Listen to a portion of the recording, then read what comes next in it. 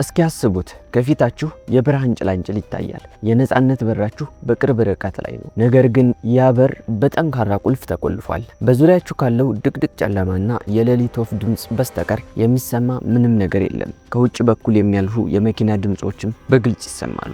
እናንተ ግን ለመሞት ሰዓታት እየቆጠራችሁ ነው። ይህ ክስተት የተፈጠረው በ19 ዓመቱ ሉካስ ካቫር የተባለ ልጅ በብረት በተዘጋ የሱሊቫን ዋሻ ውስጥ ለ48 ሰዓታት ሲቆይ ነበር። ብቸኛው ተስፋው በኪሱ የነበረውን ቸንኮሌት መላስና ከድንጋዮች ስር የሚንጠባጠብን እርጥበት በመምጠጥ በህይወት ለመትረፍ መሞከር ብቻ ነበር። ይህ ታሪክ ስለ ዩኒቨርሲቲ ተማሪው ሉካስ ካቫር ስላጋጠመው አስፈሪ የብቸኝነት ጊዜና በህይወት ለመቆየት ስላደረገው ተአምራዊ ትግል የሚተርክ እውነተኛና ዘግናኝ ክስተት ነው።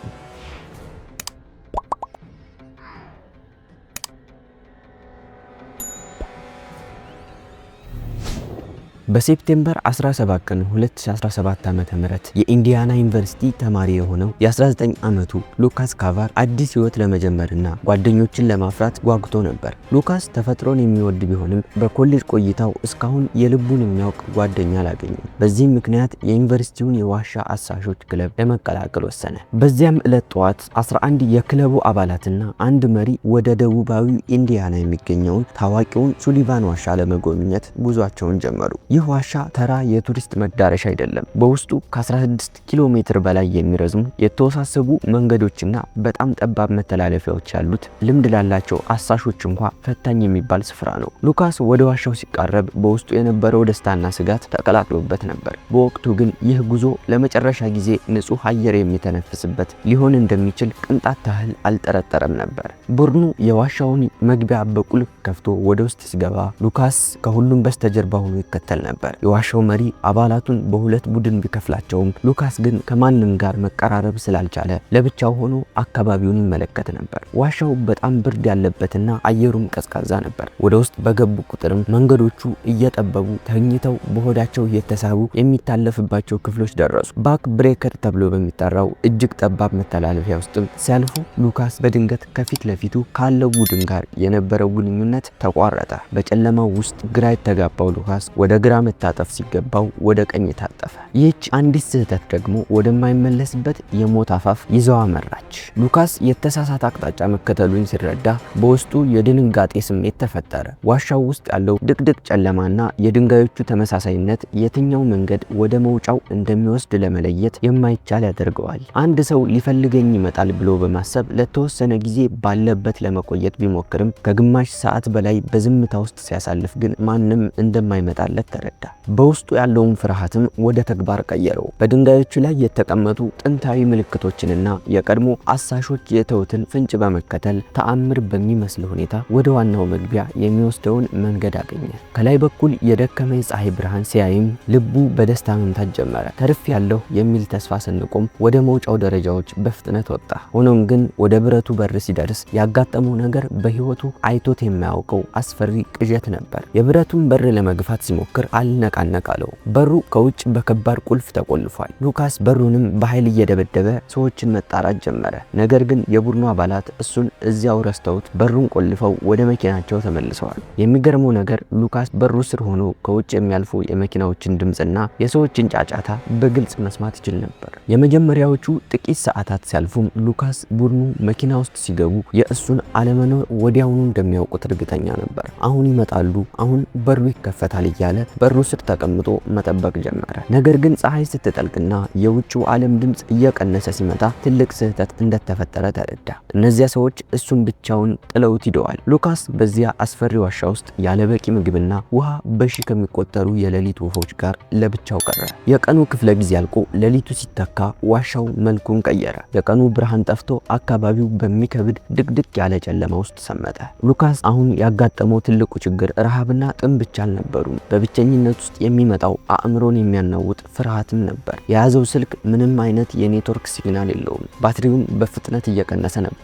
በዙሪያው ያሉት በሺዎች የሚቆጠሩ የሌሊት ወፎችም መንቀሳቀስ ሲጀምሩና ክንፎቻቸው ሲርገበገቡ የሚፈጥሩት ድምፅ በዋሻው ግድግዳ ላይ እያስተጋባ የሉካስን ጭንቀት ከፍ አደረገው። በእውነት እዚህ ውስጥ ልሞት ነው የሚለው ጥያቄ በጭንቅላቱ ውስጥ ይመላለስም ጀመር። ሉካስ የያዘውን ምግብ ሲፈትሽም ሁለት የኃይል ሰጪ ምግቦች፣ ባዶ የውሃ ጠርሙሶችና ስልኩ ብቻ ነበሩ። እነዚህ ጥቂት ነገሮች ግን ለስንት ጊዜ ሊያቆዩት እንደሚችሉ አያውቅም። እናም ውሃ ለመፈለግ ከበሩ ርቆ ወደ ዋሻው ጥልቀት ውስጥ መሄድ ፈራ። ምክንያቱም ድንገት ሰዎቹ ተመልሰው ቢመጡ ድምፁን ላይሰሙት ይችላሉ። ስለዚህ በሩ ስር ተጠግቶ ከድንጋዮቹ ላይ የሚንጠባጠበውን ጥቂት እርጥበት በምላሱ እየላሰ ጥሙን ለማስታገስ ሞከረ። እዚያ ውስጥ ያለው ብርድ አጥንት ውስጥ የሚገባ ነበር። ሉካስ የለበሰው ቲሸርትና ቀጭን ሱሪ ለዋሻው ቅዝቃዜ የሚመጥን አልነበረም። እናም ሰውነቱን አጣጥፎ በሩን ተደግፎ ተቀመጠ። በየደቂቃው የመኪና ድምፅ በሰማ ቁጥርም ድምፁን ከፍ አድርጎ በሩን ይደበድብ ነበር። ነገር ግን የገዛ ድምፁ ብቻ ነበር የሚያስተጋባው። ሉካስ በቡድኑ ውስጥ አዲስ አባል መሆኑ ዛሬ ለሞት አሳልፎ ሰጥቶታል። እናም ስልኩን አውጥቶ ለመጨረሻ ጊዜ ለቤተሰቦቹ ደብዳቤ መጻፍ ጀመረ።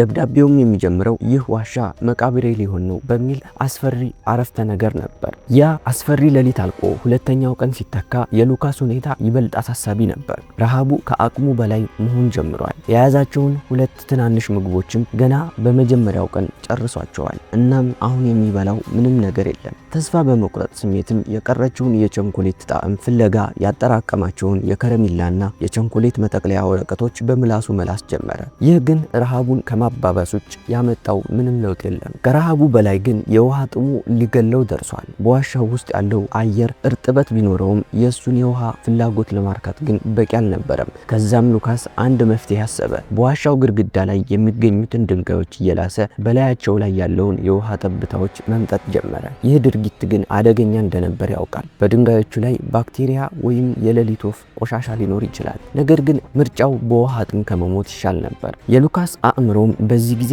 መናወጥ ጀመረ። በድቅድቅ ጨለማ ውስጥ ለሰዓታት መቀመጥ ሰውን የማሳበድ አቅም አለው። የሌሊት ወፎቹ ሲበሩ በረቢስ በተባለ በሽታ ሊበክሉት እንደሚችሉ እያሰበ በከፍተኛ ስጋት ውስጥ ወደቀ። ስልኩንም አውጥቶ ባትሪውን እንዳያልቅ እየተጠነቀቀ በውስጡ ያሉትን ማስታወሻዎች ማንበብ ጀመረ። በዚያች ሰዓት ሉካስ ከውጭው ዓለም ጋር ያለው ብቸኛ ግንኙነት ያቺ የሞተች ስልኩ ብቻ ነበረች። ዛሬ ሰኞ ነው፣ ጓደኞቼ ክፍለ ጊዜ ላይ ናቸው፣ ቤተሰቦቼ ደግሞ ስራ ላይ ናቸው እያለ ራሱን ያጽናና ነበር። ነገር ግን ማንም ፈልጎት አለመምጣቱ በእውነት ለሰዎች ያን ያህል ዋጋ የለኝም የሚል መራራ ጥያቄ በውስጡ እንዲፈጠር አደረገው። ሉካስ በዚህ አስከፊ ሰዓታት ውስጥ ሆኖ በቀላሉ እጁን ላለመስጠት ወሰነ። በኪሱ ውስጥ በነበረች አንዲት ትንሽ ብረት በመጠቀም ለሰዓታት የብረቱን በር ቁልፍ ለመክፈት ሞከረ። ጣቶቹ እስኪደሙ ድረስ ቢታገልም በሩ ግን ምንም ሊከፈትለት አልቻለም። ወደ 3ኛው ቀን ሲሸጋገርም የሉካስ ሰውነት ሙሉ በሙሉ መዳከም ጀመረ። ለ48 ሰዓታት ያህል ውሃና ምግብ ባለማግኘቱ የጡንቻዎቹ አቅም ደክመዋል። ድምፁም መናገር እስከማይችል ድረስ ተዘጋ። አሁን ያለው ብቸኛ አማራጭም በበሩ አጠገብ ተኝቶ የሞት መልእክተኛን መጠበቅ ብቻ ይመስል ነበር። በዚያ ጨለማ ውስጥ ሆኖም የውጭውን ዓለም ድምጾች ማዳመጥ ራሱ ስቃይ ሆነበት። መኪናዎች ሲያልፉ ይሰማዋል። እሱ ግን ከዓለም ተለይቶ በቁሙ ተቀብሯል። ሉካስ በዚህ ሰዓት ለቤተሰቦቹ የመጨረሻውን ስንብትም መጻፍ ጀመረ። በስልኩ ማስታወሻ ላይም ሁላችሁንም እወዳችኋለሁ፣ እባካችሁ በሞቴ ማንም ሰው ተጠያቂ እንዳይሆን፣ ይህ የሆነው በራሴ ስህተት ነው በማለትም ጻፈ። ይህንን ሲጽፍ እንባው በጉንጮቹ ላይ ይፈስ ነበር። ለራሱ የሰጠው ብርታት አልቆ ተስፋውም ጨላልሞ ነበር። በዋሻው ውስጥ ያሉት ትናንሽ ነፍሳት በሰውነቱ ላይ ሲሳቡ እንኳን ለማባረር አቅም አጥቷል። በዚህ አስከፊ ሁኔታ ውስጥ እያለ ግን ከዋሻው ውጭ ተአምር መከሰት ጀምሮ ነበር። ሉካስ ሰኞ ዕለት ሊገኝበት የሚገባውን የፊዚክስ ትምህርትና የትርፍ ሰዓት ስራው ላይ አልተገኘም። የእሱ መጥፋት ደግሞ ለሚያውቁት ሰዎች እንግዳ ነበር። ጓደኛው ሳም ሉካስን በካምፓስ ውስጥ ሲያጣውና ስልኩም እንደማይሰራ ሲረዳ የሆነ ነገር እንደተፈጠረ ጠረጠረ። ሉካስን ለማግኘት የተደረገው ጥረት ፍሬ ባያፈራም የሉካስ መጥፋት ዜና ግን በዩኒቨርሲቲ ውስጥ መሰራጨት ጀመረ። የሉካስ አእምሮ በድካም ምክንያት እየተዛባ ባለበት ሰዓት በዋሻው መግቢያ ላይ ድንገት አንድ ድምፅ ተሰማ። የብረት ሰንሰለቶች ሲንቀሳቀሱ የሚፈጥሩት ድምፅ ነበር። ሉካስ በህልሙ ይሁን በእውኑ መለየት አቅቶት በድካም ዝሎ አይኖቹን ሲገልጥ ያ ጠንካራው የብረት በር በኃይል ተከፈተ። የባትሪ ብርሃን አይኑን ሲወጋውም የሉካስ ህይወት በድጋሚ ወደ ሰውነቱ ሲመለስ ተሰማው። ያ ድምፅ ቅዠት አልነበረም። የብረቱ በር በኃይል ተከፍቶ የባትሪ ብርሃን የሉካስን የዛሉ አይኖች ሲወጋው በሩ ስር ቆሞ የነበረው የቡድኑ መሪ ድንጋጤ ፊቱ ላይ ይነበብ ነበር። ሉካስ እዚህ ነህ የሚል ድምፅ በዋሻው ውስጥ አስተጋባ። ሉካስም መልስ ለመስጠት ሞከረ። ነገር ግን ለሁለት ቀናት በደረቀው ጉሮሮ የወጣው ድምፅ ደካማ ሲቃ ብቻ ነበር። በመጨረሻም በሙሉ አቅሙ አዎ ብቻ ብሎ ተናገረ። የክለቡ አባላትና መሪዎች ሉካስን ዋሻ ውስጥ ትተውት እንደመጡ ያወቁት ጓደኞቹ ጥያቄ ማቅረብ ሲጀምሩ ነበር። ስህተታቸውን በተረዱበት ቅጽበትም በከፍተኛ ፍርሃትና ድንጋጤ ወደ ሱሊቫን ዋሻ ተመልሰው መጡ። ሉካስ ከዋሻው ወጥቶ የሌሊቱን ንጹህ አየር ሲተነፍስም ዳግም የተፈጠረ መሰለው። የሚገርመው ግን ሉካስ ከወጣ በኋላ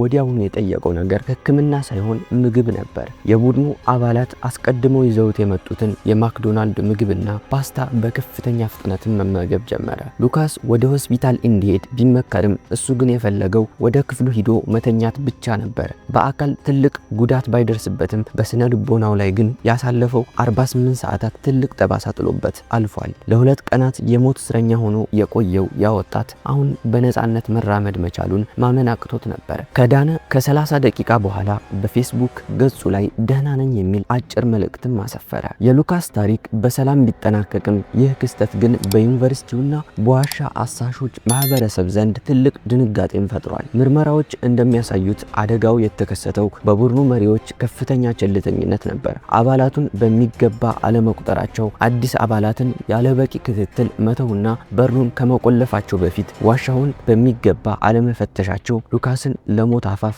አድርሶት ነበር። የክለቡ መሪዎችም ይህንኑ ስህተታቸውን በማመን ይፋዊ ይቅርታ ጠይቀዋል። ዛሬ ሉካስ ያንን አስፈሪ ምሽት የሚያስታውሰው እንደ ትልቅ የህይወት ትምህርት ነው። በህይወት መቆየት ማለት ምን ያህል ዋጋ እንዳለው የተረዳሁት በዚያች ድቅድቅ ጨለማ ውስጥ ነውም ይላል። ሉካስ ከአደጋው በኋላ ብዙም ሳይቆይ ወደ ትምህርቱ ተመለሰ። በሰው ልጅ ቸልተኝነትና በተፈጥሮ ኃይል መካከል ያለችው መስመር ምን ያህል ቀጭን እንደሆነችም ለዓለም ምስክር ሆነዋል። ይህ ታሪክ የሚያስተምረን ነገር ቢኖር በቡድን ስራ ውስጥ የእያንዳንዱ ሰው ደህንነት የሁላችንም ኃላፊነት መሆኑን ነው። ሉካስ ካቫር በህይወት የተረፈው በአጋጣሚ ሳይሆን በውስጡ በነበረው ጠንካራ የመኖር ተስፋና በጓደኞቹ ንቃት ምክንያት ነው። ውድ የቻናሌ ተከታታዮች የዛሬው ታሪካችን ይህንን ይመስል ነበር። በቀጣይ ደግሞ ይህን የመሰሉና እውነተኛ የተረጋገጡ የወንጀል ታሪኮችን ከነማስረጃቸው አቀርብላችኋለሁ። አስተያየታችሁን የኮሜንት ቦታ ላይ አስቀምጡልኝ። ቪዲዮውን ከወደዳችሁት ላይክ እና ሼር ማድረጋችሁን እንዳትረሱ። ለቻናሉ አዲስ ከሆናችሁ ደግሞ